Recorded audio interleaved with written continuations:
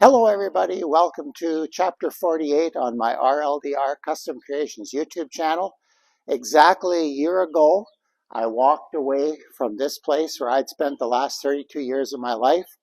I tossed the keys on the secretary's desk, said goodbye to the administrative staff, and that was the last time I did anything official in this building. So what have I been doing the last year? Well, I'm glad you asked. So pay attention to today's video and I will tell you not only what I've done, but maybe provide a little bit of advice that for those of you that are getting a little gray around the edges, that you'll know what to do when it's your turn to cash it in and retire. Stay tuned.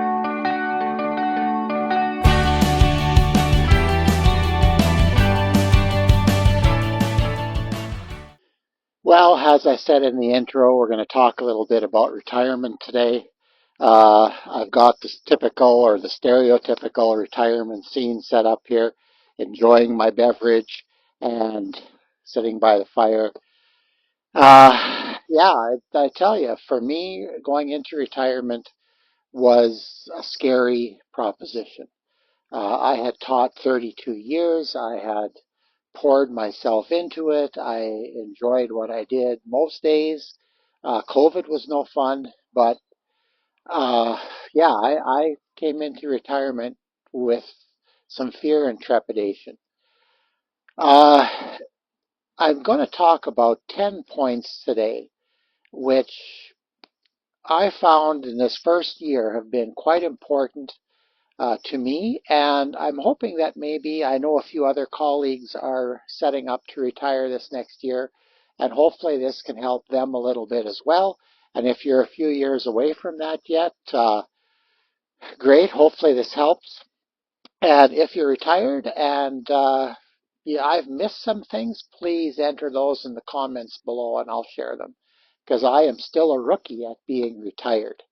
So anyway, I brought my trusty book with me. This was my staff meeting book, and since in my early years of teaching, staff meetings were stressful, it became my sketch pad, and I designed new projects in here, which is why I still have it. So anyway, number one, make sure you're ready to retire.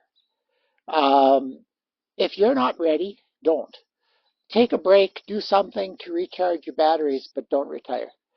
Um, like I say, if there's still gas in the tank, you still want to go in there and do a job, do it. Now, if you get forced into retirement, I know there are a few companies out there, I think, that still do that.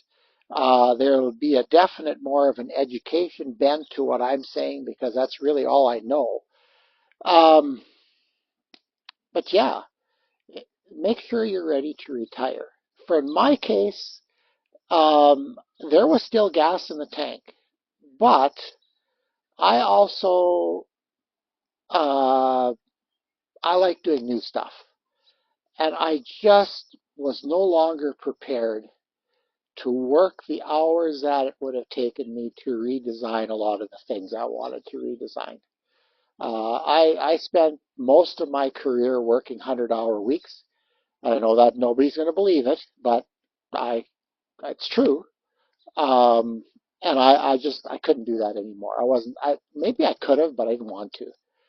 And plus, I was 63 when I retired, so getting later on, yeah, it's time. So there were some Canada pension things that decided helped us decide to go when we did, or I did, and that's what it is. So, but just make sure you're ready. That's important. The second thing, point number two, which was important for me, was to try to have all of our debts paid. And luckily, our division, or I think most divisions in Saskatchewan, allow you to double dip, which really is for about 8 months, which was great. Also, there was I'd forgotten all about it, but for some strange reason through the course of my career, I had overpaid on pension. There were a number of people that had this happen. And when my wife remembers it happening, but I completely forgot about it because that's why she's the business person and I'm the teacher. Um, but anyway, we had a lump sum payout, and they could have done things a little differently, or we could have done things differently. In the end, we got kind of a little bit of a punishment for on the taxation side because we had a little too much income. But in the end, it was worth it because what it allowed us to do is get our house addition completely paid for. So when I left school on the last day, everything on this yard was paid for, vehicles, everything, and I slept better at night because of that. Now, if you can't do it, I was thinking about that too, that we wouldn't be able to do it. And I guess really what it is if you have enough income to service your debt, um, you're fine.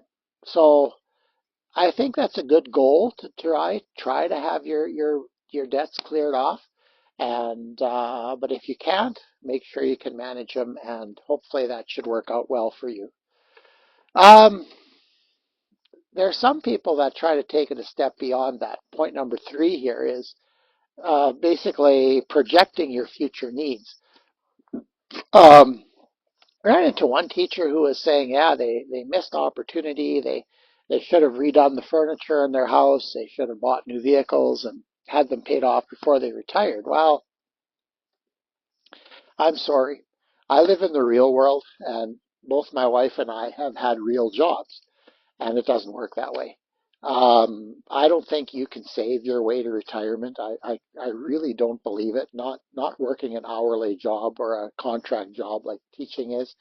So I think that's a little bit overkill, but we really didn't do this because we're still renovating. Those, my loyal followers, all seven of you that are keeping pace with my bathroom build, we're still renovating. We probably spent, I don't know, in the last 6 months, probably 7, 8 grand in our bathroom. So you can't, I don't think you can predict that, but do what when you have your set of finances to work with, do the best you can with them. Okay, number four, time. Uh, Time can be a big problem if you're not prepared. Now, fortunately, I didn't necessarily plan it that way, but oh shoot, late 1990s when I just started teaching, I had planned, I got involved in the Woodworkers Guild in Saskatoon, and I knew that I wanted a shop for when I retired. So in 2007, I started building the building directly behind the camera, which you see quite regularly in my videos, and it was the absolute best decision I ever made. It, it's so much fun to work in there. I get up every morning, I go into the shop. Nothing's changed. Instead of getting up and driving to school and working in the school shop, I get up, I lounge around the house because I'm out at the shop by the crack of 10 every day. I'm a real go-getter, early person. Um, but no, it's been wonderful. So I have all kinds of projects to do. I've got a clubhouse for my grandkids that's going up here. I'll show you that yet. Um, Renovating the old part of our house. So I did bathroom this year. I think next year we'll start on kitchen cabinets. I am busy. And that's good. I think you have to be. Now that takes some money, so hopefully, we don't overspend in that sense. I think financially, oh, sure, the guy can always have more, but I think we're okay. I think on the financial side, just to go back to point two a little bit, if you don't radically change your lifestyle, chances are you'll be okay. So, but all of a sudden you want to go on a trip every month, forget it. Then all bets are off. Uh, okay, we occupied our time.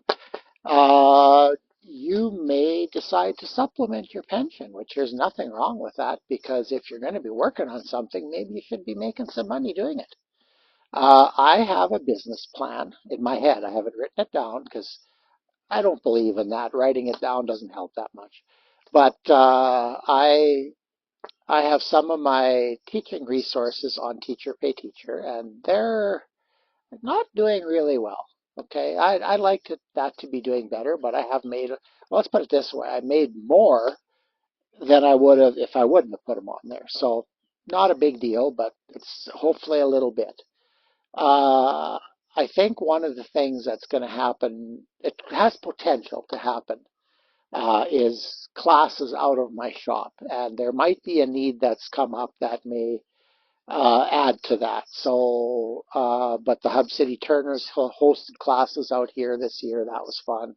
So yeah, there's ways to make some extra income, which I would like to do yet because I still think I have to make money. That's ingrown in me because I've made money for myself since I was 13 years old. So yeah, I need to start making money again. So, but we're going to do that. Um, yeah, especially if you feel you still have gas left in the tank, you can still contribute. I'm going to be on the executive for the Woodworkers Guild this next year. There's all kinds of there's opportunity out there if you want to volunteer. That doesn't maybe give you a lot of money, but it might create opportunity. So who knows? You could even start a YouTube channel. I hear there's buckets of money in that. Yeah, right. Okay. Uh, Moving on, I think this is point number 6. Uh, be prepared for change because I've seen a number of people that I worked with. They all through their final year, I'm going to do this, I'm going to go get that education. And then you know what? They had that education. All of a sudden they realized that job wasn't what they thought it was. And their plans all changed. So I've been told not to be too disappointed if that happens, if plans change. So be open to change. That's important. Uh, if things are maybe not going exactly your way, don't despair. A friend of mine who's retired twice, so he should be an expert, tells me that if you're open to things, things have a habit of finding you sometimes. So who knows, maybe something that wasn't on your radar at all of a sudden kind of drops in your lap. So, yeah, be optimistic, I guess is what I'm trying to say. Things will work out. And if you are active in the community or active in your circle, maybe opportunities will present themselves to you. So, like I say, don't despair if all of a sudden things aren't, working the way you had planned. Um, Please don't be 65 going on 95. I've seen that in people. They, I think, I think teaching teenagers my whole career um, was a very, very positive thing. It kept me thinking younger, which I think is a really, really good thing.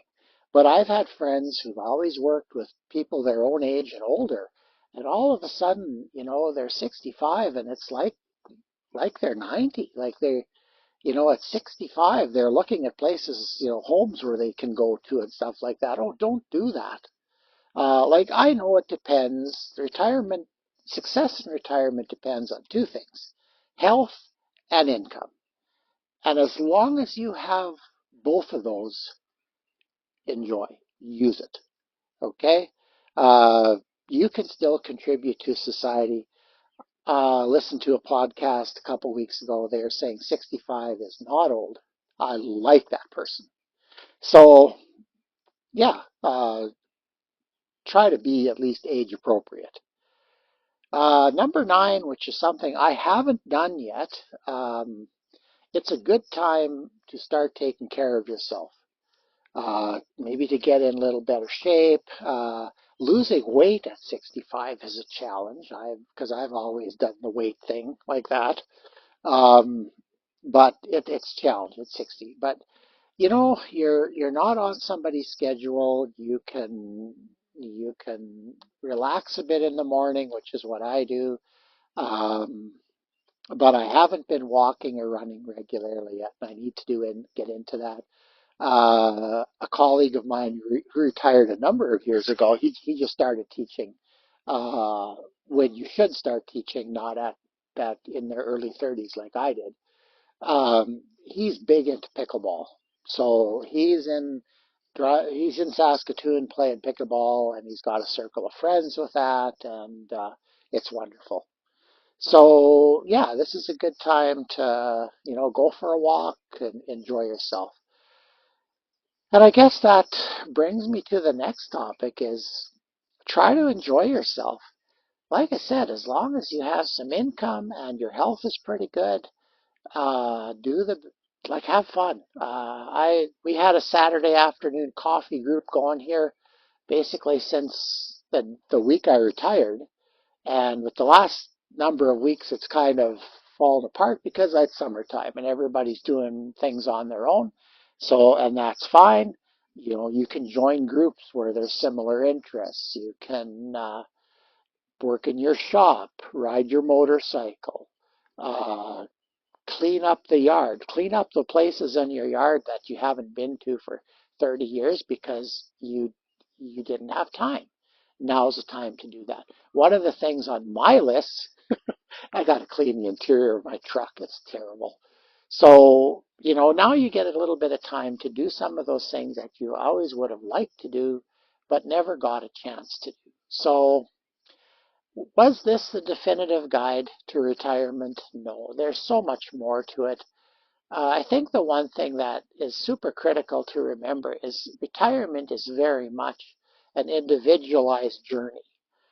Yeah, the 2 years before I retired, I watched a podcast after podcast, YouTube after YouTube about retirement.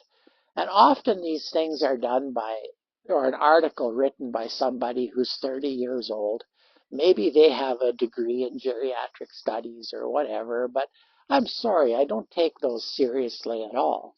You need to have been there, and that's why I'm hoping that maybe making this video, some of you that are getting close, you can start thinking about these things if you haven't already.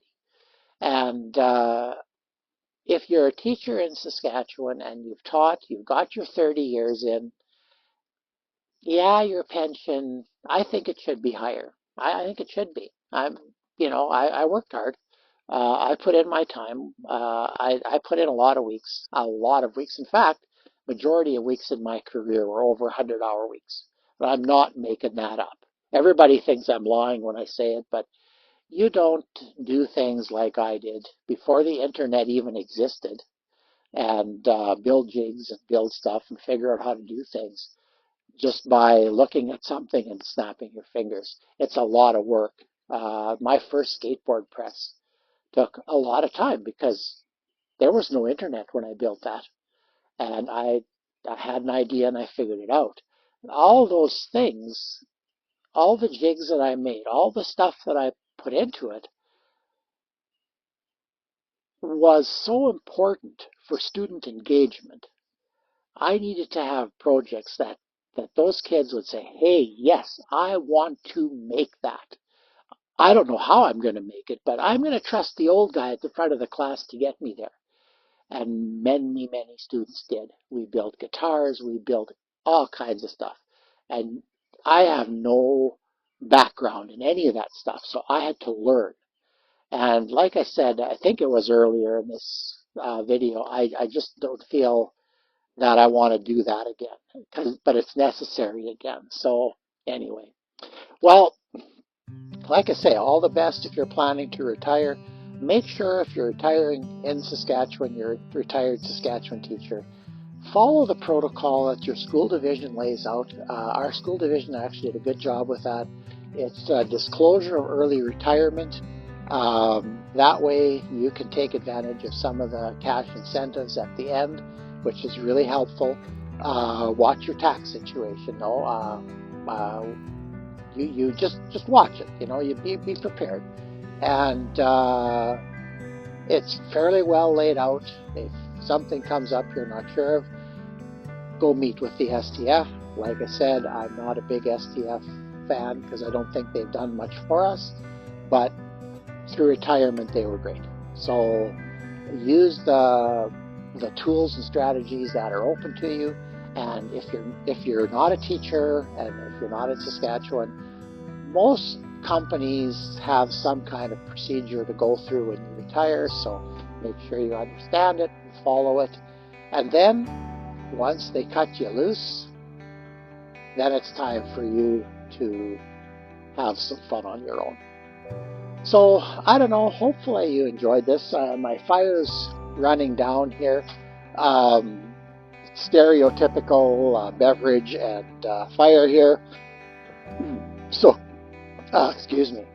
Basically, yeah, speaking of YouTube,